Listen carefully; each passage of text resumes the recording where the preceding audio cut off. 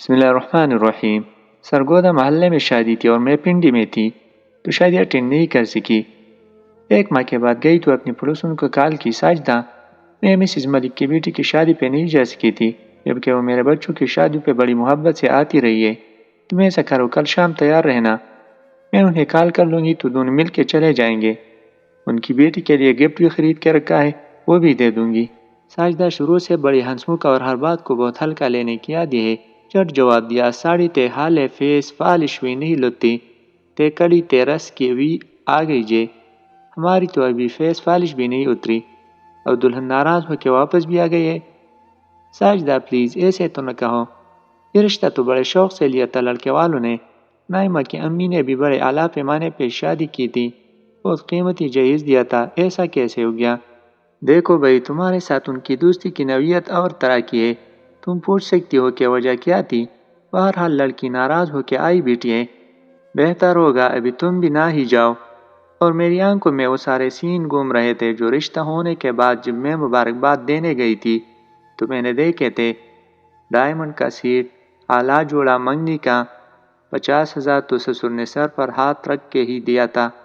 دولت کی ریل پیل پوش علاقے میں کشادہ لان کے ساتھ خوبصورت سجا سجایا گھر۔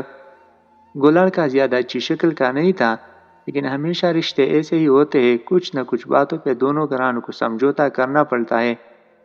کبھی لڑکی خوبصورت ہوتی ہے تو لڑکا امیر کبیر لیکن تھوڑا کم شکل ہوتا ہے، کبھی لڑکا اعلیٰ تعلیم یافتہ ہوتا ہے، معاشرے میں اچھا مقام ہوتا ہے، لیکن اس کی عمر تھوڑی زیادہ ہو چکی ہوتی ہے۔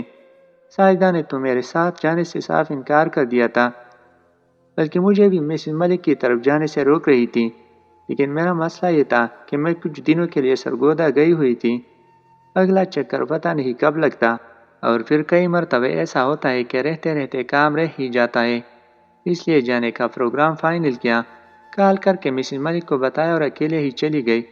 اب پتہ نہیں یہ میری خوبی ہے یا خامی، اکثر لوگ مجھے اپنے معاملات بتا کے مجھ سے مشورہ ضرور مانگتے ہیں، مجھے جو سمجھ میں آئے مشورہ اپنی طرف سے بہترین دیتی ہوں، عام طور پر دوسرے بندے کے راز کی مکمل حفاظت بھی کرتی ہوں۔ میں ان کی طرف پہنچی تو گھر کا ماحول بھاری اور پریشان سا تھا۔ میں نے شادی کی مبارکباد دیا اور دعائیں دی، ادھر میں نے دعائیں دی، ادھر مسز ملک کی آنکھوں سے آنسو بہنا شروع ہو گئے۔ مسز قریشی، ہمیں آپ کی دعاؤں کی بہت ضرورت ہے، جو ہمارے ساتھ ہو چکی وہ کسی دشمن کے ساتھ بھی اللہ نہ کرے۔ میں گھر سے یہ سوچ کے گئی تھی کہ اگر انہوں نے کوئی بات نہیں کی تو میں نے بھی قطعاً نہیں پوچھنا، کہ وہ یہ نہ سوچے کہ شاید میں ان کے معاملات کو ریدنے آئی ہوں، بس سیدھی سیدھی مبارکباد دے کے اور گفٹ وغیرہ دے کے واپس آ جاؤں گی۔ لیکن اب جب کہ وہ خود بات بتانا چاہ رہی تھی تو میں نے خاموشی سے بیٹھ کے سننا بہتر سمجھا۔ ان کے گھر کی یہ پہلی شادی ہے، نائمہ ان کی بڑی بیٹی ہے، بہت خوبصورت بچی ہے اور اسے اپنی خوبصورتی کا احساس بھی ہے۔ ایم سوشیالوجی کی اسٹوڈنٹ تھی، جو پہلے سال میں ہی شادی ہو گئی۔ ان کی کافی لمبی گفتگو کے بعد جو کچھ میری سمجھ میں آیا وہ یہ تھا کہ لڑکے والوں نے بہت ساری باتوں میں غلط بیانی سے کام لیا تھا۔ ان میں پہلی بات تو یہ تھی کہ وہ بہت بڑا اور خوبصورت گھر ان کا اپنا نہیں تھا، بلکہ اس لڑکے کی بہن کا تھا جو کہ پاکستان سے باہر مقیم تھی۔ باقی منگنی والے سیٹ کے علاوہ جو سونے کے سیٹ اور چوڑیاں تھی وہ بھی اس لڑکے کی بہن کی ہی تھی، جو کہ شادی کے ایک ہفتے کے بعد ان لوگوں نے حفاظت کے لیے بینک میں رکھنے کے لیے واپس لے لی تھی۔ اس کے علاوہ جو نوکر اور خانسامہ وغیرہ تھے، شادی کے بعد اب سب کی چھٹی ہو چکی تھی اور اب گھر کی دیکھ بھال نائمہ کے ذمے تھی۔ اب میں نے مسز ملک سے کہا کہ دیکھیے، اگر آپ گھر بسانا چاہتی ہے تو پھر مجھے اس معاملے میں ڈالے، اگر آپ لوگوں نے کچھ اور فیصلہ لے لیا تو پھر اللہ کو بہتر فیصلہ کرنے کی توفیق دے، اور اگر آپ تھوڑی دیر کے لیے نائمہ سے بات کرنے کی اجازت دیں تو شاید میں آپ کو کوئی زیادہ اچھا مشورہ دے سکوں۔ نائمہ کو اس کی امی میرے پاس بٹھا کے خود چائے بنانے چلی گئی۔ نائمہ چند دنوں میں مرجھا کے رہ گئی تھی، کسی طرح سے وہ نئی شادی شدہ لڑکی نہیں لگ رہی تھی۔ پوسٹ بہت لمبی ہو رہی ہے، اب آگے کی کہانی ذرا مختصر بتانے کی کوشش کروں گی۔ میں نے اس سے جو باتیں پوچھی ان کے مطابق لڑکا بہت اچھا پیار کرنے والا ہے، ساس اچھی ہے اور سسر کافی تیز ہے، بلکہ ساس کا رول ادا کر رہا ہے۔ ایک ہی نن ہے جو کچھ دنوں کے بعد واپس باہر چلی گئی ہے، تو پھر اب مسئلہ کیا ہے؟ کیا نن نے کہا ہے کہ میرا گھر خالی کر دے، یا وہ زیورات جو بینک میں رکھ دیے ہیں وہ تم اپنے پاس رکھنا چاہتی ہو؟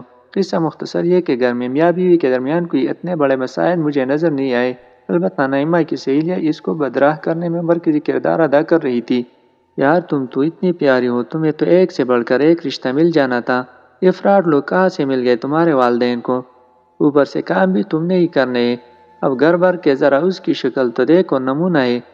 پورے کا پورا خیر، میں نے اللہ کا نام لے کر اس کی برین واشنگ شروع کی کہ ان میں سے کتنی لڑکیوں کی شادیاں ہو چکی ہیں۔ وقول نائمہ کے ایک لڑکی کی صرف شادی ہوئی ہے اور اس کا خاوند پاکستان سے باہر ہے، اس کو ڈیر و تحائف بیچتا ہے۔ اب میں نے اسے بتایا کہ وہ بیچاری سارا دن سارے گھر والوں کی خدمت کرتی ہے، لیکن وہ تمہیں کبھی اپنی اصل حقیقت نہیں بتائے گی۔ اس سے پہلے اس کی 2 بہنوں کی شادیاں ہو چکی ہیں اور اسے اچھی طرح پتہ ہے کہ اپنی عزت دنیا میں کیسی بنانی ہے۔ باقی تمہارے گھر میں ایک کام والی تو آتی ہے نا، جو گھر کا موٹا موٹا سارا کام کر جاتی ہے۔ باقی خانسامہ ان لوگوں نے اپنی بیٹی اور شادی کے رش میں رکھا تھا، اور ویسے بھی خانسامہ ہمارے ہاں کتنے سارے گھروں میں ہوتا ہے۔ تمہارا خاوند انجاب ہے، بد کردار نہیں۔ مرد کا کم شکل ہونا عیب نہیں ہوتا، مرد کا کم طریقے احساس کا شکار ہونا عیب ہوتا ہے۔ پھر چھوٹا موٹا ایک گھر ہے تو صحیح، تمہارے سسرال والوں کا، جس کا کرایہ آ رہا ہے۔ میں مانتی ہوں کہ ان لوگوں نے آپ لوگوں سے زیادتی کی اور غلط بیانیوں سے کام لیا۔ دیکھو بیٹا، کسی بھی چیز کے خراب کرنے پہ ٹائم نہیں لگتا، لیکن سنوارنے پہ عمریں گزر جاتی ہے۔ تم میری بات مانو، صرف ایک مرتبہ اپنے گھر چلی جاؤ، ایک کوشش کرنے میں کیا حرج ہے؟ اگر تمہیں اپنے گھر والے اس قابل لگے کہ تم وہاں رہ سکو تو والدین کے گھر کا راستہ ہمیشہ کھلا رہتا ہے۔ شوہر کے گھر کا راستہ بند ہو گیا تو کھولنا مشکل ہوتا ہے۔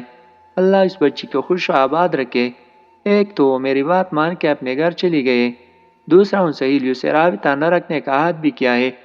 آج کی بچیوں سے بھی کہوں گی کہ شادی کے بعد کوشش کریں کہ اچھے اور بری سہیلیوں کا فرق پہچان سکے، اور یاد رکھے عموماً دوست کا دوسرے دوست کے غم میں غمگین ہونا آسان ہوتا ہے، جبکہ خوشی میں خوش ہونا مشکل۔ مجھے نہیں پتا کہ میں نے غلط کیا یا صحیح، لیکن مجھے امید ہے کہ کچھ سالوں تک جب ایک بچہ اس کے پاس کھیل رہا ہوگا اور دوسرے کی آمد کی تیاری کر رہی ہوگی تو ضرور اللہ کا شکر ادا کر رہی ہوگی۔